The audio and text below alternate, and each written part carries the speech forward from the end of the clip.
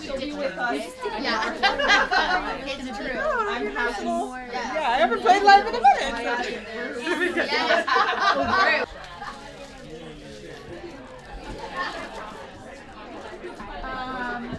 We have something for you.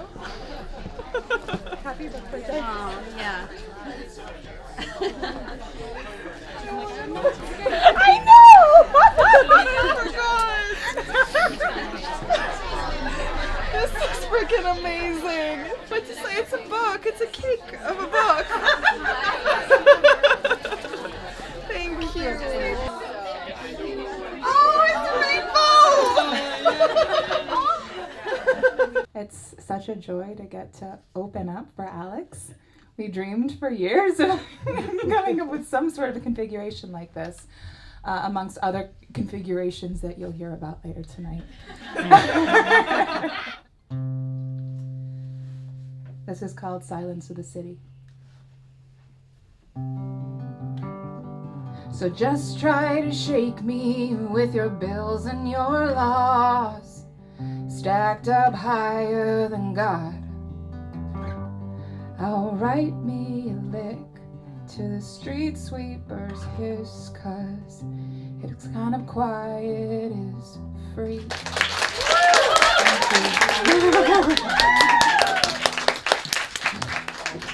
Fragments for My Metamour. Do I still call you my Metamour? You show up to my 31st birthday on the farm I work at for the season in the Hudson Valley. This is Aly, my partner's partner, I tell everyone. You're wearing black jean shorts and your great-grandfather's cowboy boots. I hug you and your hair smells of coconut. The farm crew is buzzing around. One is grilling burgers, one is peeling garlic to make aioli, another is making a salad with lettuce and cherry tomatoes harvested that day. It's a little much that you put on red lipstick for a farm party, but you always wear makeup. You're stylish and shiny, in contrast with our gritty barn kitchen and my dirty jeans. 10 of us sit on logs around the fire after dusk and share art. Someone performs a traditional Egyptian dance, someone shares a folk tale, some play music, some share jokes. I read new fragments that I'll later turn into essays. When your turn comes, you pull your guitar onto your lap and address the group. Something I admire about Alex, you say, is their ability to be honest and open about their emotions. They're not scared to show vulnerable parts of themselves, which is endearing and not something I do easily. You shuffle on your log, turn to me. So this song is about vulnerability. You hold my gaze and smile shyly. You are still a close acquaintance, not yet an intimate friend. There's a certain wall around you that I can't crack. But for the first time, I see tenderness in your eyes. I know that you have a practice stage banter from those years touring with your former band, but your face is softer in the firelight than I've ever seen it, and it seems like this is the way you express uncomfortable feelings best. By inviting you to come upstate and stay with Dawn and me in my tiny farmhouse suite, and to take part in my birthday celebration, I hoped I'd send you the message that I wanted to move towards something more familial. Your words make me believe you are ready for it.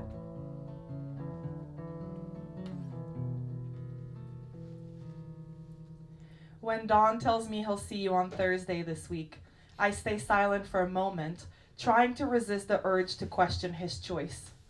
We are in bed. He's about to read The Hidden Life of Trees aloud for me until I drift off.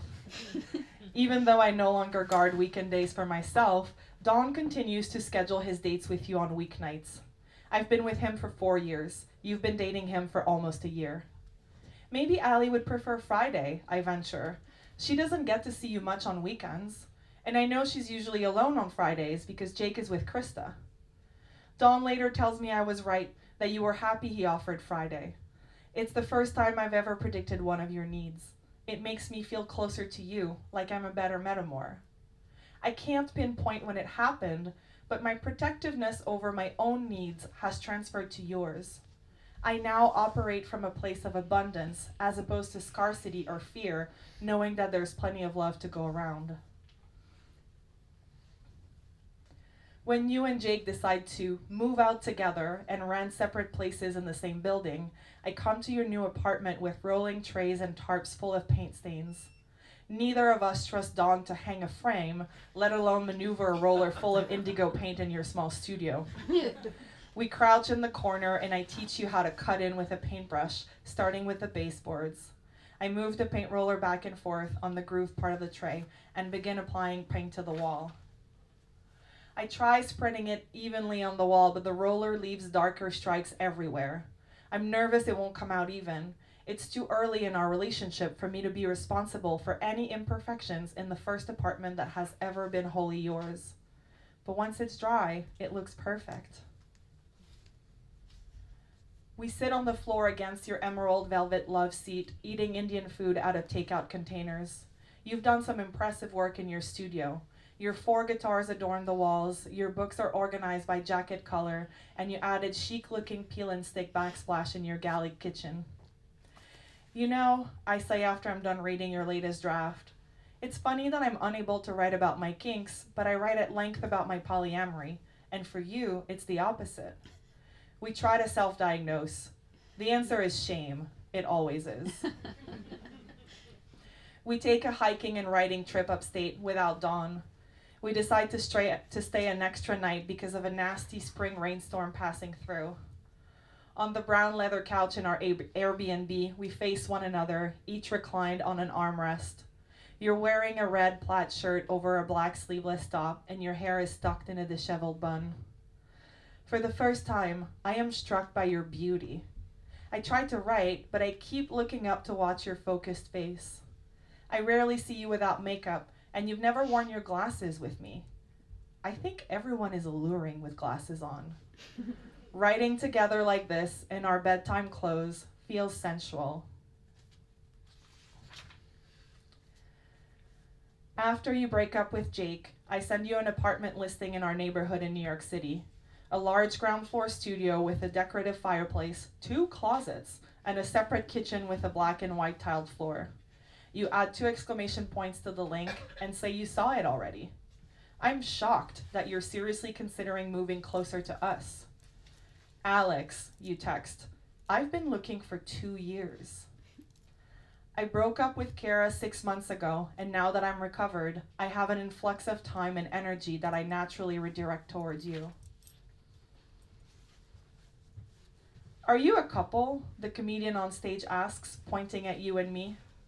We are sitting in the first row at a queer comedy show at Dixon Place on the Lower East Side.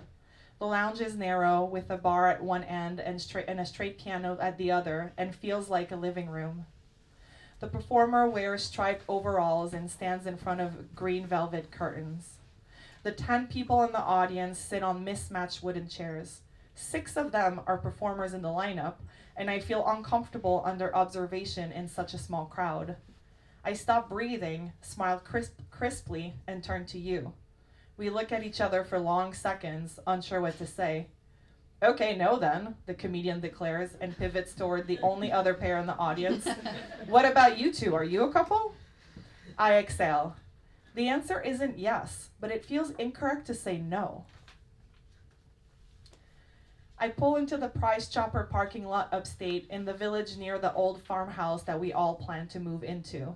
You're in the passenger seat, and Casino, your dog that is now part-time mine, is in the back seat chewing on a squeaky rainbow llama. I hate large grocery stores, I say, looking at the massive building with a blue tin roof. But I guess in the country it'll be our only option. I like going to chain grocery stores, you say. It's soothing. I am aghast. I shift the car and park, unbuckle, and turn to you. Soothing? I ask. How can it be soothing? I think it's because when I was touring, I found it comforting that all grocery stores were the same. You unbuckle your seatbelt and put on the beanie I gifted you for Christmas. I would often take my time and go through every aisle, listening to music on my headphones or talking to a friend from home. Just thinking of a grocery store makes me anxious, I say. Too many people, too many sounds, too many choices. And the fluorescent light is depressing. It tires me in the weird way. Do you want to wait in the car while I go in? You ask. Oh, I didn't mean to make it sound like I was asking you to go, I say. No, I know, but I'm happy to.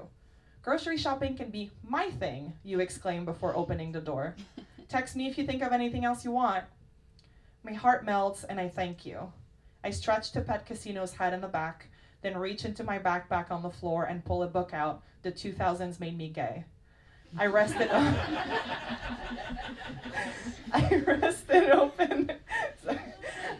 open against the wheel.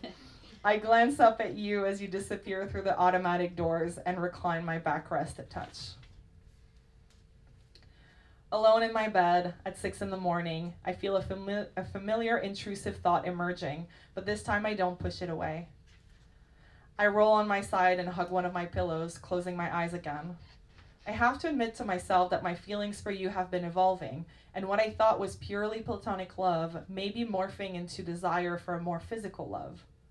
I think about our coffee shop outing from yesterday and how nice it would have been to hold your hand when we walked to the counter, past the mismatched tables and antique coffee pots, and ordered your vanilla oat latte and my decaf Americano. And after you gave the wired barista your rainbow mug that I gifted you, I could have pulled you towards me and raised my chin slightly to kiss your lips, and maybe your fingers could have brushed the shaved hair above my neck. I flip on my back and pull the wolf quilt to my chin. I press the side button on my phone. It's now past 7. I don't want to be attracted to you. I've been preaching that metamour relationships are the best thing in polyamory. I've been telling people that not all polyamorists end up dating each other.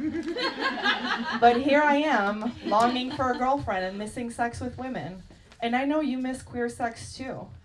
Are we living a romantic comedy cliche when two close friends take the whole movie to realize they have been looking for each other?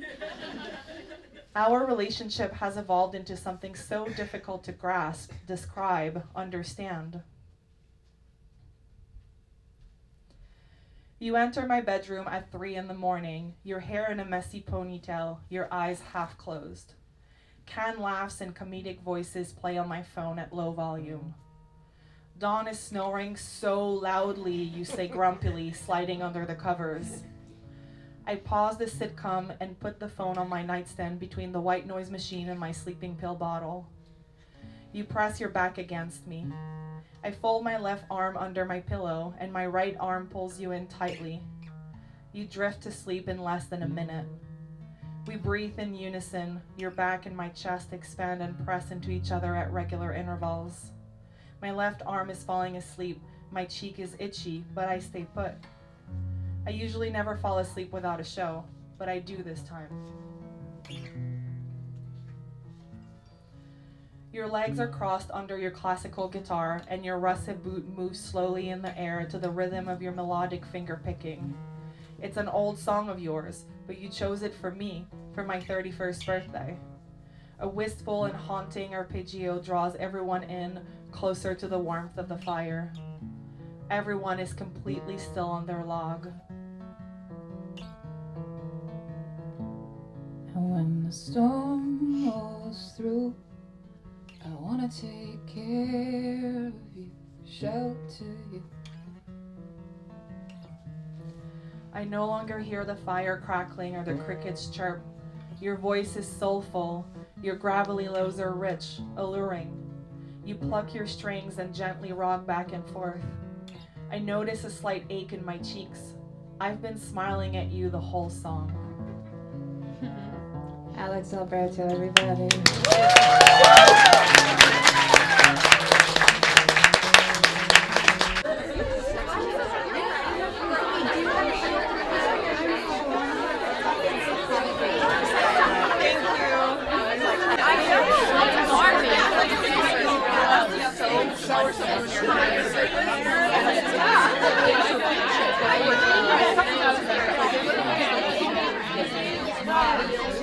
Look, it's fun.